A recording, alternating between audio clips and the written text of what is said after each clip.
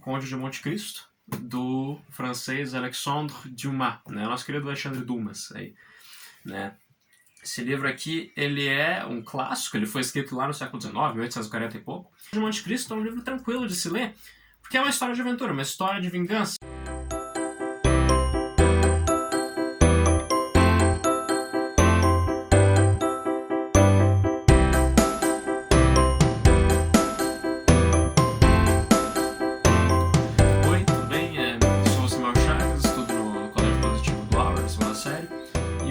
Gostaria de falar sobre um livro, esse daqui que é um dos grandes clássicos da literatura universal, né? Coisa assim, que é o Conde de Monte Cristo, do francês Alexandre Dumas, né? Nosso querido Alexandre Dumas, aí, né? Esse livro aqui, ele é um clássico, ele foi escrito lá no século XIX, 1840 e pouco, e ele tem 1.300 páginas, é um monstro, né? Um calhamaço, isso daqui assusta. Porém, são 1.300 páginas que passam muito rápido. Eu sei que todo mundo sempre diz isso. O livro você lê rápido, mas esse daqui realmente... Porque aqui vou fazer uma comparação. Esse daqui é um monstro maior ainda, tá? Esse daqui é o bicho. É Os Miseráveis, do Victor Hugo, o Victor Hugo, também francês. Os dois, na verdade, eram contemporâneos. São contemporâneos que nasceram no mesmo ano, inclusive, 1802. Mas esse daqui é o clássico por excelência, né? É um livro que é complicado, assim, ele é difícil, ele é denso. Ele foi feito para você pensar nas razões da humanidade, da vida e tudo mais. Então ele é um livro denso, é claro, é um livro excelente, Os Miseráveis, mas é um livro difícil. Ao contrário do Conde de Monte Cristo é um livro tranquilo de se ler, porque é uma história de aventura, uma história de vingança, uma história que foi feita, falando bem a verdade, o livro foi feito para vender, tá?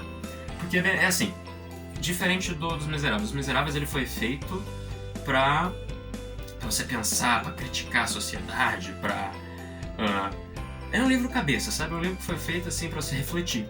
O Conde de Monte Cristo não, porque ele, foi escrito em 1840 alguma coisa. Não existia Netflix, não existia internet, não existia nada. E o mais próximo que as pessoas tinham de uma série era isso daqui. Era um livro, então ele foi escrito em folhetim. Né? Da mesma forma que o Machado de Assis escrevia em folhetim, o Dostoiévski lá na Rússia escrevia em folhetim, o José de Alencar também no Brasil em folhetim, que era assim, cada semana, cada 2, 3 dias, saía um capítulo do livro no jornal. Né? O Conde foi escrito assim, um livro desse tamanho, imagine, saindo um capítulozinho a cada 2, 3 dias. E as pessoas elas tinham que ir lá comprar, então o autor ele tinha sempre que cativar essas pessoas a sempre estarem comprando o livro dele, né? Então, como é que ele motivava o leitor francês do século XIX a comprar o capítulo novo no dia seguinte? Ele sempre colocava um suspense, um cliffhanger, alguma coisa assim para segurar você no final do capítulo. Por isso que ele é muito interessante, ele é muito rápido, você não consegue parar de ler o Conde de Monte Cristo. Ele sempre é uma história muito boa, é uma novelona, não é um novelão, mas é bom, é muito bom. E ele... Então, um pouco sobre a história, né? Ele narra ali a história do Edmond Dantes, que era um marinheiro, que era um cara muito gente boa, um cara assim, né? Não tinha por que não gostar do cara. Só que algumas pessoas invejavam ele. E essas pessoas, né? Elas queriam tramar pra derrubar o cara. Então, duas, né? O Danglars, que era da tripulação do navio em que trabalhava o Dantes, ele queria o cargo do Dantes. Então ele foi lá junto com o Fernand, que invejava a futura esposa do Dantes.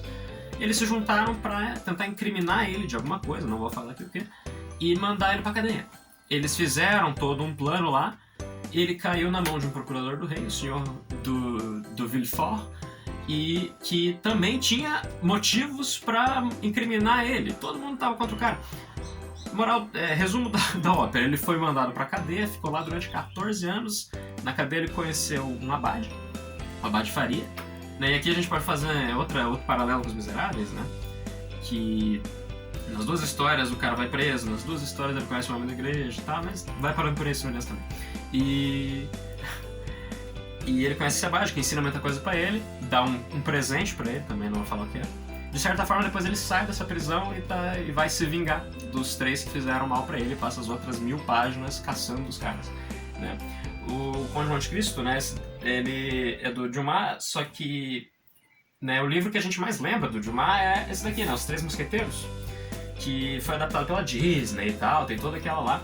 Mas o Conde, pelo menos pra mim, é o livro mais emblemático do Dumas, né? É um livro muito bom, que é grande, mas como eu falei, ele é de fácil leitura, ele foi feito para ser lido de maneira por todo mundo, né? Então, porque, de novo, comparando com Os Miseráveis, o Dumas, ele gostava de viver a vida. Ele queria escrever não não pra escrever, mas ele escrevia pra ganhar dinheiro e beber vinho. Era basicamente isso. Enquanto que o Victor Hugo, ele escrevia pra se imortalizar na história da arte. Porque ele era o homme siècle, né? Como diriam os franceses lá. Ele era o homem século, ele era o cara. O escritor, o político, o artista, o cara. O Dumas não. Então, né? Depois de tudo isso, eu vou só falar de novo aqui, né? Reforçar a minha ideia. O Conde de Monte Cristo, mais que recomendado, uma obra fenomenal, um clássico da literatura universal, de fácil leitura. E é muito interessante, muito interessante.